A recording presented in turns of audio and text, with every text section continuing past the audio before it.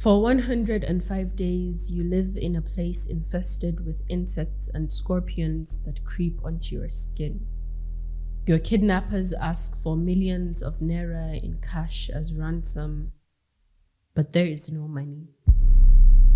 Your family has houses, farms, and valuables they are desperate to sell, but no one has access to cash, not even banks. The cashless policy Nigeria introduced in an attempt to curb kidnapping is the same reason your stay in captivity is prolonged. You are in turmoil, your family is in distress, they are looking for all means possible to find the cash that will finally set you free. Welcome to Vestiges of Violence. Here, we talk about survivors. For Human Angle, I am Sabiga. Bilyaminu Muhammad Sada, a 28-year-old living in Mada, was a victim of a horrifying kidnapping. It was on a Monday night. He was at home studying for an upcoming math test when he got distracted by a loud scream from a short distance. His curiosity led him outside, and there, he realized the scream was a cry for help. Kidnappers were capturing people around the area, and before he could run back home, he too was taken captive. About 11 of them were forcefully taken that night. Their journey began on foot, walking for about 10 kilometers until they reached a point where they had to transfer to motorbikes. At this point, the kidnappers let go of 4 elderly people from their group, leaving 7 of them, 4 men and 3 women. Their journey ended after 9 long hours. The place they took us was infested with insects and scorpions. We were given tarpaulin and all of us, including the women, slept on it.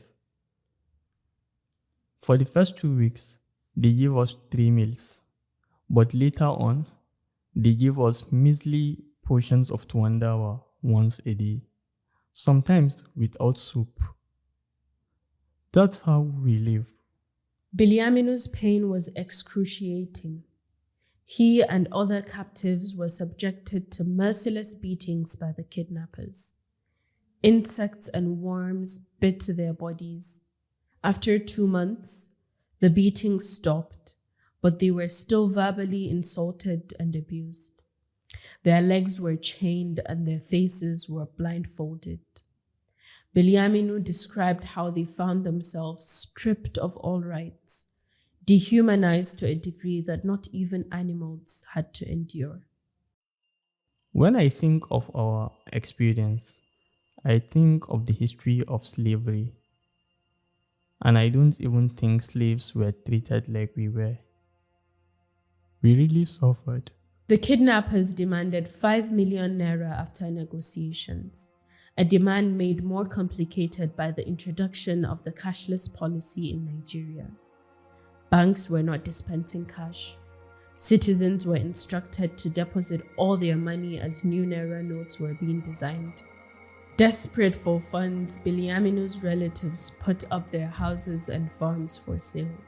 However, due to the cash scarcity, they struggled to find buyers. Those fortunate enough to find buyers received money in their accounts, but cash remained scarce. Raising even 1 million Naira proved challenging. Fortunately, the Nigerian government temporarily reinstated old Naira notes, although there was a daily limit to cash withdrawal. Houses and farms were sold, and the money was pulled together.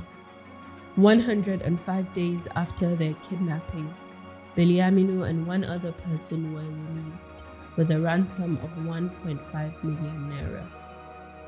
The remaining hostages did not have the full ransom, and this stretched their stay to 112 days before their release. Bilyaminu and the other survivors had become bony, with overgrown hair that made them nearly unrecognizable upon returning home. Their families, who were worried and working tirelessly to secure the ransom, had also visibly lost weight.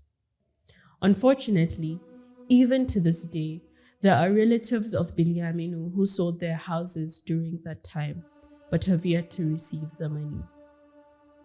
The experience was cruel. I wouldn't wish it even on my enemy. I feel extremely sad and guilty that my family had to go through this. The kidnappers taunted them. It was heart-wrenching.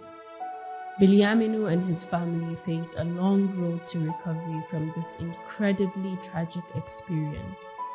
They struggle with the emotional and financial repercussions that have threatened their very livelihoods and led to significant losses.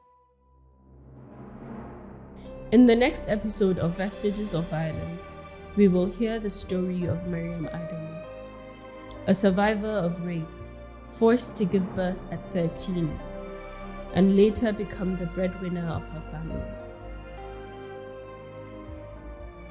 In order to protect the identities of survivors, we use voice actors for this episode. If you or anyone you know have a story to share on Vestiges of Violence, do not hesitate to get in touch with us.